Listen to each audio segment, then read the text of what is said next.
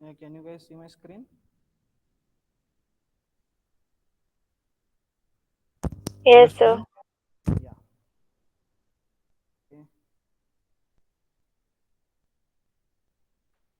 So this was the last slide which we saw basically. That is the psychology of the waiting line customers. Hope so you guys are studying. So just a small thing on it, like what people think when they are standing in a queue. So that is what it is. So unoccupied time feels longer than occupied. Pre-process waits feel longer than in-process waits. So I give you an example like this. That is when if you're going to a restaurant and you're waiting there, and if the uh, restaurant is providing you with the menu, so just before going and sitting on your table, you are ready with your menu. So that is you feel that okay, I am already in the process of having my food. So what is the first step? Hello, hello, sir. Yeah. Sir, your voice is not audible, sir. Very low. What about now? Yes, sir. It's okay. Okay. Yes, sir. Okay. Just a second.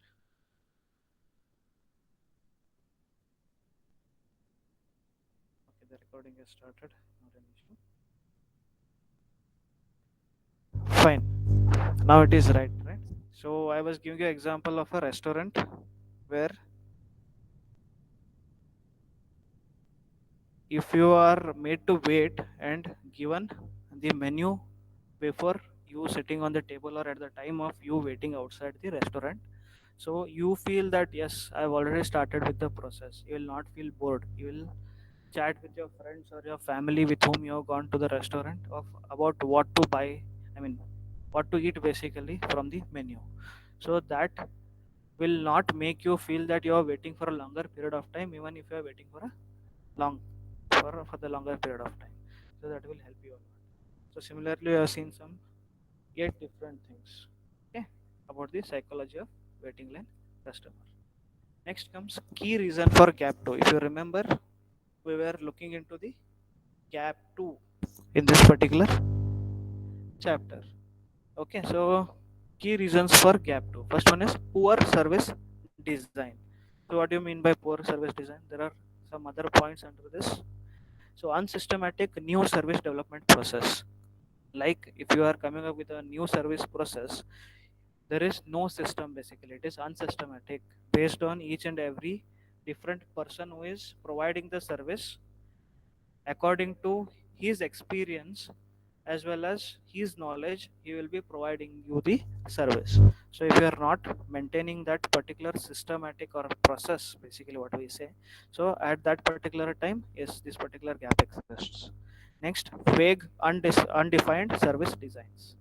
So vague undefined in the sense anyhow the people are doing, okay, there is no particular process that is followed, or a customer before coming to avail that particular service, he might be thinking okay, the process should be like this. First, if I go there, they'll make me to sit.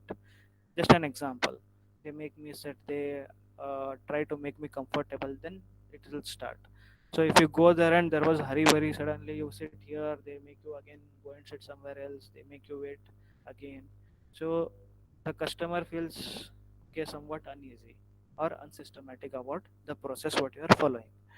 And the next is failure to connect service design to service positioning. So what you say should be given to the customer. It should not say that okay, you are telling something, you are promising something to the customer about the service, and when the person has come there to avail the service, it is completely different, or he is not feeling what was told by you to him. Okay, so that should not happen. So whatever was promised to him should be delivered to him in the way it was promised. Okay, so if you say I'll provide food, it doesn't mean anyhow you provide. Okay, there should be some systematic way. There should be uh, good ambience provided to them. There should be clean tables and chairs, as well as the plates and the other cutleries what is given to you should be clean enough and hygienic. That is the basic what you deserve when you go to a restaurant. Okay, then next, second one, absence of customer driven standards. So under this, lack of customer driven service standards. So why we say customer driven? Customer driven in the sense what the customer wants. Okay, and company driven is what the company wants. So in the service industry, it is very much important to know what your customer wants, and you have to provide it to him in the way he wants it. Okay, so lack of customer driven service standards. So if you are not aware of what he wants and you are just thinking on saving money, okay, or trying to provide the service as you want it, no, you have to provide as the customer wants. Next is absence of process management to focus on customer requirements. Absence of process management to focus on customer requirements. So there should be a process also. It is not so easy to find out what the customer wants.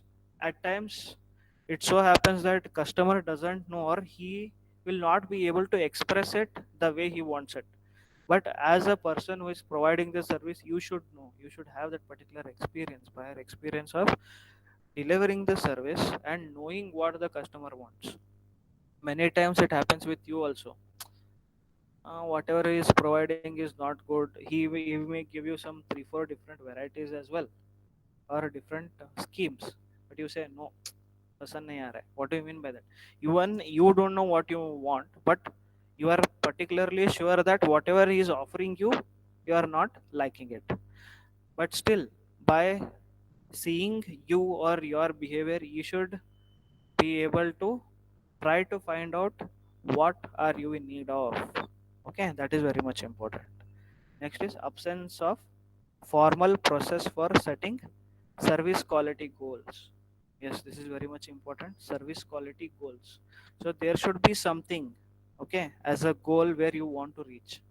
So for example, at the end of that particular service delivery, the customer should be satisfied. This can be your service goal. Okay, so the way you have to provide the service to him, at the end of that particular service he should be satisfied. So that can be a goal, just for an example. So you need to have that process. If that process is not there, of thinking okay whether that particular person is satisfied or not, you are asked to do it, you are doing it, and you are sending the customer, you should also even bother about whether he's satisfied or not, what you needed, whether I have delivered whatever was needed by him or no. So that is very much important. Next is third one, inappropriate physical evidence and services scape. So what is service scape? So even I have explained in my first class also. Service scape. Service scape, it is the physical environment in which the service takes place. The physical environment in which the service takes place. So you know the characteristics. Service cannot be touched or felt or seen. So it is intangible. So what I am talking about the environment here. So if you are going to a movie theater, so what all the things you are seeing there? It's a service, right?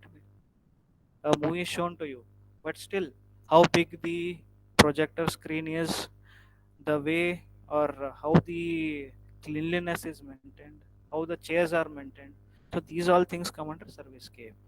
Okay, the physical environment in which the service takes place, whether the AC was on or not, whether the AC was there but fans were running which were making noise, which was very irritating, you were not able to concentrate on the movie. So all these things, okay, these all come under the service scapes. So failure to, under this, failure to develop tangibles in line with customer expectations. So customers, they expect, right, you are going for a movie, so for a theater. So for example, if you think of a PVR, so you already, if you have already been to a PVR in many other places, so if you are going for a PVR again, you will be having a fixed mindset. Okay, yeah, I'll be getting this. The way of service would be like this. The AC would be like this. The screen would be so big. So you will be having that expectation when I say a particular PVR, for example. But if he is not maintaining that, what you feel? Hey, this is not good. The other PVRs were good and this is not good. Suddenly you'll get to know, because you had expected something, but it is not available there in the way you have experienced it before. That's why any franchisee, if anybody is taking, they'll make sure each and everything in every franchisee is the same. Okay, if you go to a McDonald's in Belgaum, and if you go to a McD in any other place in Bangalore or Pune or Goa or Delhi, the setup would be the same. Okay, similar kind of setup, similar kind of environment, similar kind of colors, similar way of dressing of the employees would be similar everywhere. Why? Because the same kind of service delivery they want to give you everywhere or anywhere you go, basically. So that is what they are doing. If you go to McDonald's, if you go to Pizza Hut, you can see everything similar. Okay, I cannot say the same because it is based on the size and the way that particular place is built. That would be different, but the colors, the way the uh, service providers are dressing over there, the way the menu is put over there, the way they treat you, so everything would be similar, but if not same. Okay, so that is very much important again. Next one, service scape design that does not meet customer expectation. So even you have to look into employees as well. So what they feel, okay, if I am, they should be feeling proud, okay, to be working in a particular service providing company. So they should feel proud in whatever they are doing in providing the service. If the person is not very much into providing the service, then that feel won't be there, that satisfaction the customer will not feel. So you need to make sure that even the people who are providing the service or your employees should be satisfied with whatever you are giving. Okay, so otherwise the way the service delivery is done may not be that satisfactory to the customer. The last one, inadequate maintenance and updating of the service scape. Inadequate maintenance in the sense, okay, at the first time you have brought the finest of the finest things and you are providing to the customer, but over the period of time, if you are not maintaining those things, they'll get degraded. For example, in a movie theater, the chairs are getting so over the period of time it is getting dirty, you are not maintaining it, it is getting torn here and there, some things from inside are coming out, it is not that comfortable now. If you are not maintaining it, then again the customer will be unhappy, even if it is worth a lot. If you are not maintaining or if you are not keeping it in the working condition, then it is dissatisfaction to the customer again. So updating of the service scape, if something new has come into the market and your customer feels that yeah, that should be there, so you need to make sure that that is there if it is under your budget. Okay, or whether you can provide it for the things, I mean, uh, the price that you're charging for that particular service, you need to look into.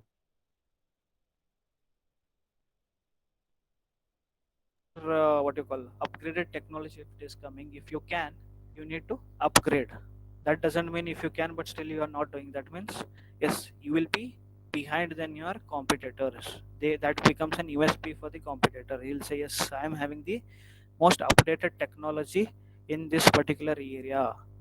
There is no other person who is providing the same kind of service with this kind of updated technology. Yes, even that is the matter. So these are the some of the points which are need to be taken care of to bridge the gap 2. Okay, gap 2 is between, again I'll just repeat, gap 2 is between the customer driven service designs and standards and management perception of customer expectation. So these things come under the particular gap.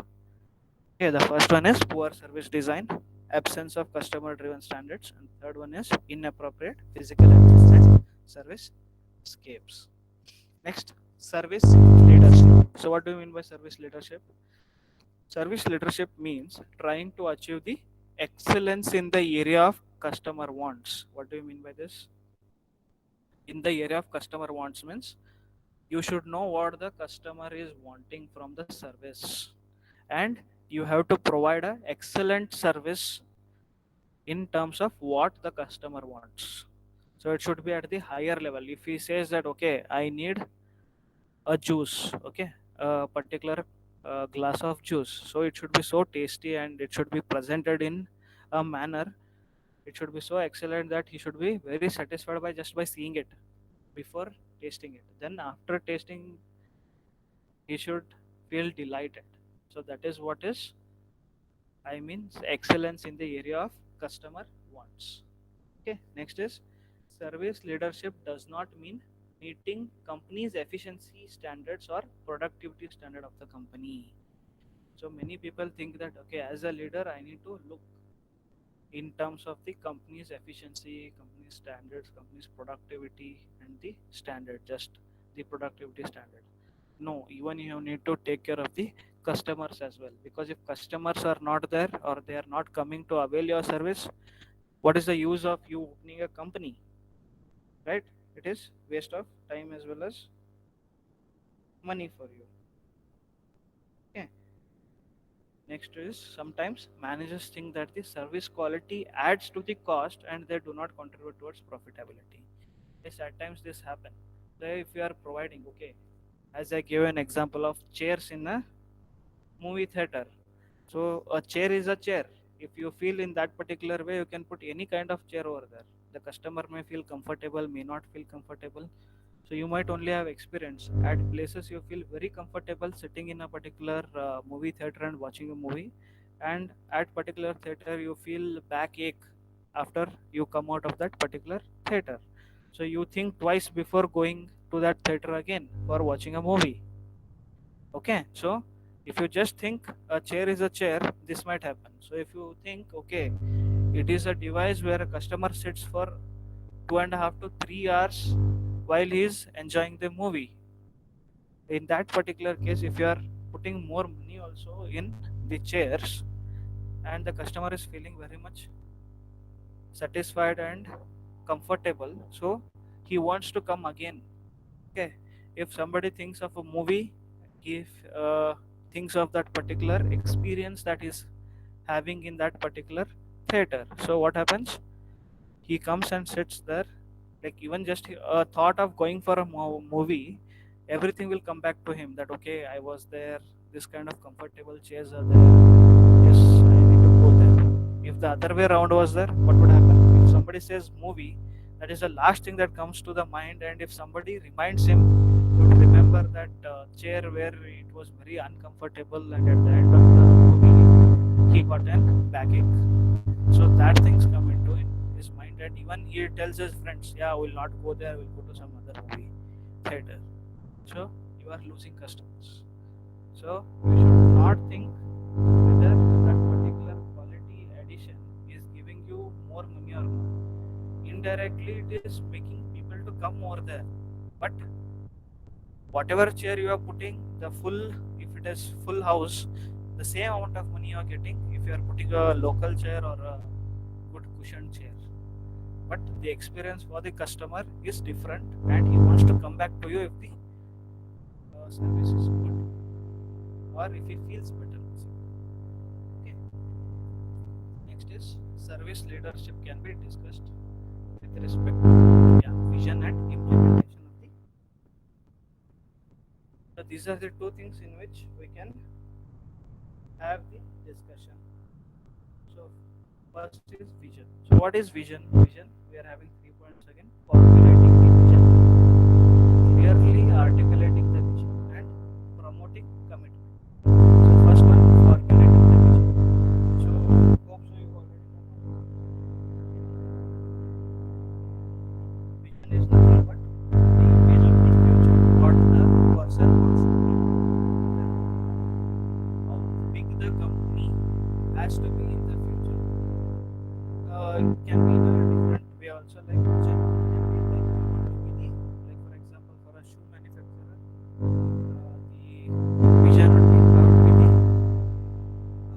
what do you call, the most sought shoes manufacturer in the field of sports shoes. For example, if you say sports shoes, you should remember that. That is the vision. That can be the vision. Okay. Next, something called as foresight and hindsight. So foresight given as future, hindsight is past. So what do you mean by foresight in the sense? You need to think of the future. Okay, you need to think of the future where you want your company to be or where you want to be after so many years. That is the future. You need to think of the future and why past? Why hindsight is required? Because you need to look back if your company is already established in a particular age. What are the things that company or should not leave? People are looking at your company because what it was and not what it will be. What it will be is for you. People will always think of you. This is what you wear,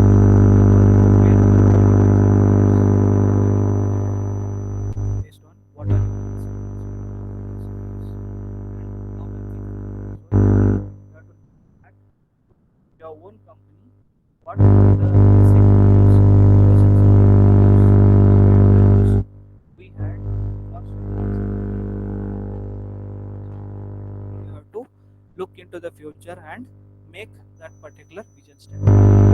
It is formulating the vision, foresight and hindsight. That is, you need to look into the future as well as take care of the past in making the statement. Next is clearly articulate the vision. Okay, there it says brief and clear. It should be brief. The vision statement I gave an example now to be the most sought footwear brand in the sportswear. It is just a sentence long or a line long, and it is very much clear what I want to be. Most sought in the if somebody says sports footwear, that company should come into their mind. So that is what you want to achieve in the market. Is that clear and brief? So your vision statement should be very clear and brief, so that everybody in that organization should understand what you are looking for it. Okay, and they should work. Next is promoting. What do you mean by promoting? Manager, area manager.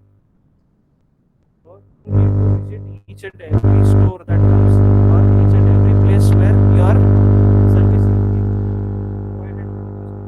Visit there, talk to the people who are providing the service and try to find out basically how the process is being followed, whether it is right or wrong. So that is what you are committing to. That is what your commitment is for that particular company. Okay, then you have to make necessary changes based on the inputs that you have got from the customers as well as your employees. Okay, because your employees are the people who are having contact with the customers, so they will be knowing as well as the customers will be knowing whether it is right or not. Because many of the times even the employees will tell you, yes, this is being told to me to do, yes, we are doing it. They will not be having the authority to change. So when a person like a manager goes there, he need to collect all the data. He is the decision making authority. He has to make necessary decisions or make sure that it is reaching the top level management as well as the decision making authority, so that necessary actions can be taken. Okay, that is promoting commitment. As a leader, you should lead. Okay. Next is implementation of vision. So here we are having certain points. So I told two things. I'll go back. One is vision, then it is implementation of vision. So vision I told we are having three different points. First is formulating, where we are seeing the future as well as the past. Then how your vision statement should be. It should be brief and clear of what you want with your company or you to be in the future. Next is promoting commitment. You need to be committed. You need to be on the floor. You need to understand what the customer wants and what are the grievances of the employees as well, and take necessary actions or make people take necessary actions. Okay, by bringing these issues to the top level management or the decision making authority. Next is implementation of vision. So first is structuring. So what do you mean by structuring? Here structuring is structuring of the organization. So while having the structure of the organization, some things are there which you not to do, what you should not do basically. So that is, you should not have rigid functional boundaries. Okay, one. What do you mean by rigid functional boundaries? In the sense, you should not tell the employee you should do only this, you should not do this. By if the customer wants something different and can be done by that particular employee, he should be allowed to be doing it. If he says, if you say only this has to be done, if, even if the customer insists, then the customer is unhappy again. So it should not be very rigid, it should be flexible enough. Okay, too many layers of management, even too many layers of management should not be there, because if the front end employee want to communicate something to the top level, if there are many layers, it may not reach to the top layer or the decision making authority basically. So there should not be many layers. Okay, next is rigid hierarchy and bureaucracy. So rigid hierarchy in the sense, you should not say that yes, if you're having any problem, you should only go to your supervisor, then supervisor will go to his manager, the manager will go to his boss or his reporting authority, then he will report to someone, then if they feel there something is there, then they will take the action. This goes on for a longer period of time, it will be very delay. If it is a very pressing matter, okay, it will take months together to come back whether they will be doing it or not. So these things should not be there. So if the front level employee is there and he wants to talk to the top level management, yes, there should be a way for him to speak to you. Cannot say that okay, you speak only to your supervisor. If he communicates it further, well and good. If he says okay, these people will be always telling whatever they are telling now, and he forgets and he doesn't want to tell, yes, the communication is cut there only. So if the person wants to communicate with the top level management, yes, there should be a way. Okay, and what all to be done? For example, organize the structure based on the process and not on the task of the department. So if a person wants to do a particular job, it should be based on the process. If the process needs it, he has to do it, otherwise he should not, and not on the personal interest of the department or that particular person working in that department. Then next comes flatten and eliminate all those works which does not add any value. So that's why making a process is very very much important. You should see what we are doing, and if you feel there are some unwanted and unnecessary steps which could be eliminated, which will not affect the service performance as well as the satisfaction of the customer, which is taking consuming more time as well as more price, okay, then you could eliminate those particular things. Next is use of teams to manage everything. Give teams a common purpose. Okay, so you can make teams. So similar kind of things are done many of the places. There will be teams. There will be marketing team. There will be HR team, and they will be working for one single goal. Okay, all the people in the particular team will be working for one single goal. For example, marketing. So all will be having, or that particular department will be having a particular goal to reach or a target to reach. So all the people work together to reach that particular target. So that should be the goal of the department or the groups. Next is let the customer drive the performance and derive satisfaction. So what do you call by this? Customer, let the customer drive the performance, in the sense how well the performance should be, whether you need to improve, whether you need to move to the next level, the customer should decide. Okay, and not you, based on the service delivery that is being provided by the company to the customers. So they should decide whether it is adequate or not, whether you have to improve. So most of the times, yes, if it is of the very lower quality, people may not come to you. So that is a sign that yes, you need to improve on some of the things, go through the process again, what is wrong, where you are going wrong, and you have to take necessary actions to not again repeat those particular mistakes done by you. Okay, next is selecting, culturing and training. So selecting, in the sense, here it is selecting the employees. Okay, selecting the employees, the best sentence here would be hiring the right person for the right job. So that is what you have to do, okay, in selecting. Next is acculturing. In the sense, you need to give him or making acquainted with the culture of the organization, how our culture is, what we are doing to satisfy the customer, in what way. Each and every company has its own culture, so you need to accustom that particular person with the culture of that particular organization and train him. When you get to know, okay, in this particular places he needs any training, yes, you need to train him accordingly, that he comes to the standard of that particular company. Okay, next is motivating. So what is motivating? The leader should motivate the employees. Okay, they should keep them motivated. So if they say yes, do the work, you need to do overtime, yes, they should be ready to do it. Then they should not whine. That is motivating. You need to make the person work for your benefit. Okay, so there are some ways of doing it. First one is use of authority. You are commanding the person, yes, you need to do it. Okay, you are telling the person or you are ordering the person to do it. That is use of authority.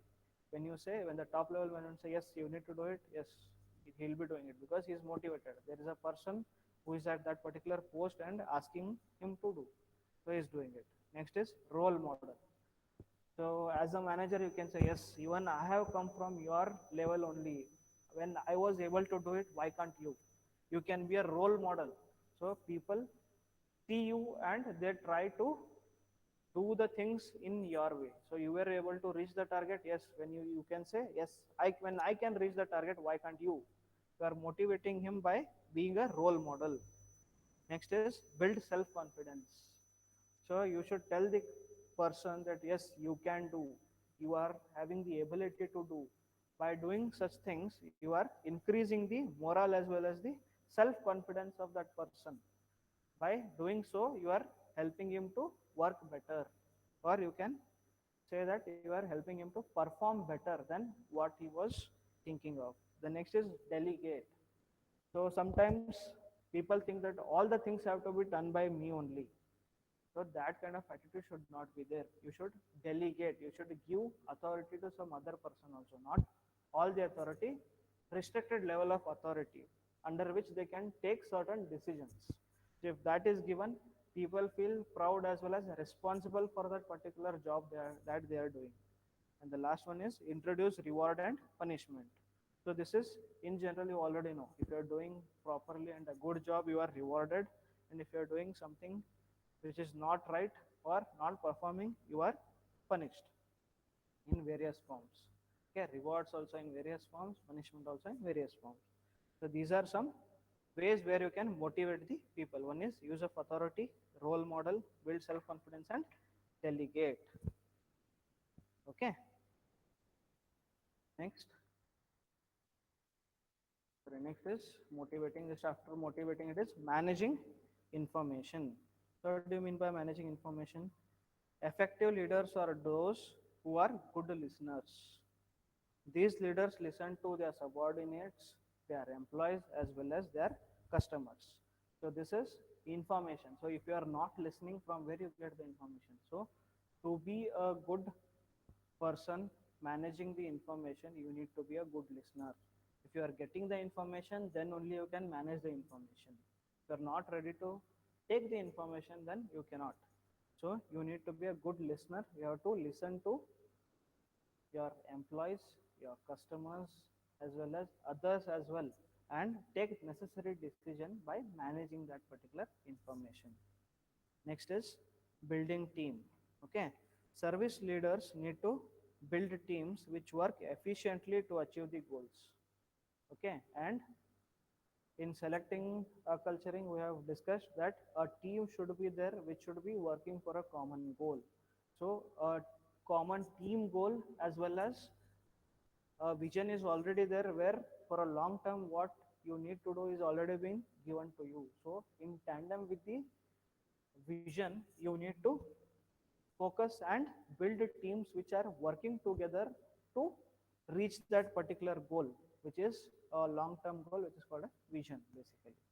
The next is promoting change and risk taking. Here people have a lot of issues. Okay, people don't want to change, or they don't want to accept the change. Okay, so it is very much important that if there is a change, you need to check whether it is a positive change for me or a negative change. And if there is any risk involved, you need to take calculated risks as a manager. If you are not ready to take risk, then you are not fit to be a manager, because by taking risk only you are getting more and more profit as well as improvement in the company. So if you are trying to make any particular change, you don't know whether it works for you or not. So based on your intuition and based on the knowledge that you have about the matter, you can take risk. Okay, you can say that yes, if I do this it will work. If not, find out why it is not working and make necessary changes. So you need to be very much prone to change, because change is what is constant. Okay, every time we feel change. So now you can see, previously we had normal classes where you used to come and sit on the benches, and in front of you there would be a teacher and teaching. But now, because of the change, because of the corona that has come, we are having an online class. So we are promoting the change and we are taking the risk, even you as well as us. We are teaching online because it was the first time what we are doing. Even we don't know whether it was working, but now yes, we came to know. We made necessary changes to make you understand in whatever we are teaching. We are taking risk, and even you are taking risk by attending this. Whether you understand it or not, we don't know, right? But you are still taking risk and you are helping us to make it better. Okay, that's why I asked you in the beginning, the classes what we are taking, whether are you satisfied the way we are going, the things we are covering and all, and you give me a positive result, right? This is promoting change and risk taking. Next, service quality as profit strategy. What do you mean by this? Here there are two things, or we can study under two headings. One, profit earned by offensive effects, and profits earned through defensive effects. What do you mean by this? By offensive effects means you are getting more and more new customers and you are getting more market share. Why we call it as offensive? Because you are, when you are taking more of the market share, from where you will take it? You take it from your competitors. Yes, you are offensive to them, but you are increasing your customer base. Okay, you are increasing your market share. By this you are earning more profits. Okay, and the second one is profits earned through defensive effects. So what do you mean by defensive effects? Here is you are looking more into your present customers. You are not much worried about the new customers. Here you are trying to satisfy the old customers. You are trying to retain them. This is what is called as profits earned through defensive effects. So there is a statistics, okay, which says getting new customer is 5 times more expensive than retaining the customer. So if you are looking into getting new customers, okay, it is 5 times more costlier, because you need to do advertisements, promotions, you need to give some discounts to them. Okay, so all these things, it may not lead you profits in a shorter term when you are comparing with the old customers. Why? Because old customers, they know you already what you are doing, and they can pay you more for whatever services you are providing to them. Okay, this is very much important again. So there are two ways. One is offensive and the other one is defensive. So offensive, if you are not taking care of your old customers, they will start leaving you. Okay, so to bring any other new customer in their place, you have to spend more. Instead, spend less on the existing customer and make them retain. Okay, which will help you in the longer run. So here again we are saying the money a company makes from retention comes from four sources. Okay, retention, four sources are there for making money. One is lower the cost. As we already discussed, find out if there are any unimportant steps in the process, eliminate them. By doing so, you are lowering the cost of the delivery, which means you are having more profits. And if you want, you can share the profit with your customer by lowering the price of the service. Even the customer is happy and you are happy.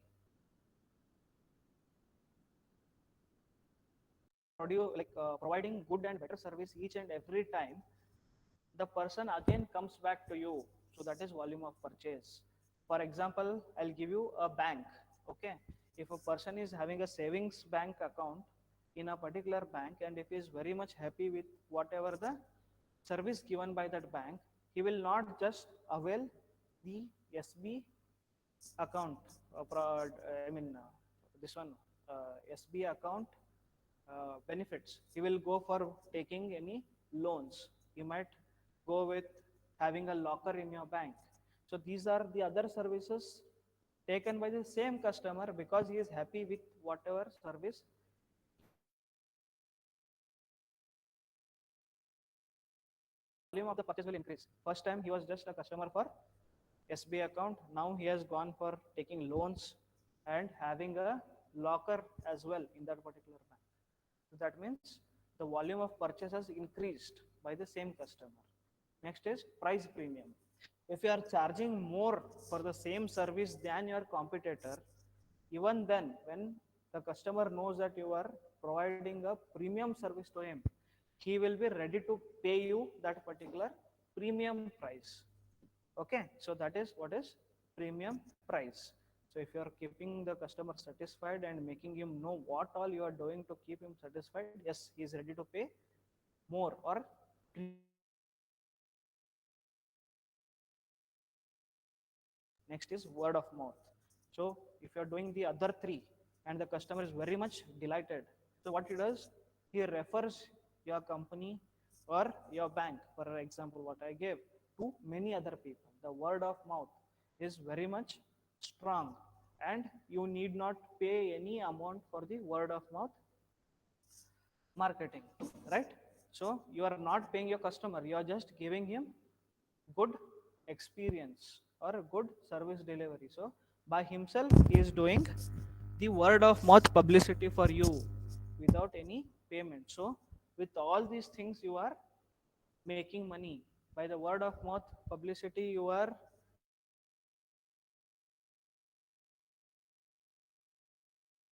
okay, and that money you can put on keeping the customer happy. Okay, so that will help you a lot. So what are the four sources from which you can make more money by retaining the customers? One is lower the cost. Second is volume of purchase will increase if you are keeping the customer satisfied by whatever service you are providing. Next is price premium. You can charge more for the same service than your customers because you are having the USP of giving the adequate or delightable experience to your customer. So customer will be ready to pay the premium price. And the last one is word of mouth. Free publicity for you. So you are not paying for the publicity,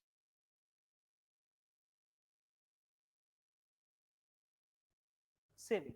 So by these four different ways you are saving the cost or you are increasing your profits basically.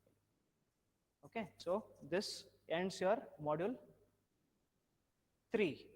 Okay, today this is the last class where we have finished module 3. So any doubts in module 3? Anyone? Yes, students, anyone any doubts in module 3? So if no, I would like to end my call now.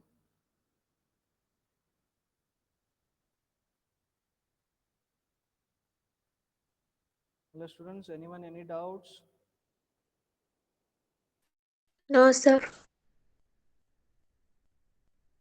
Okay then, I will end my call. Okay students, thank you very much.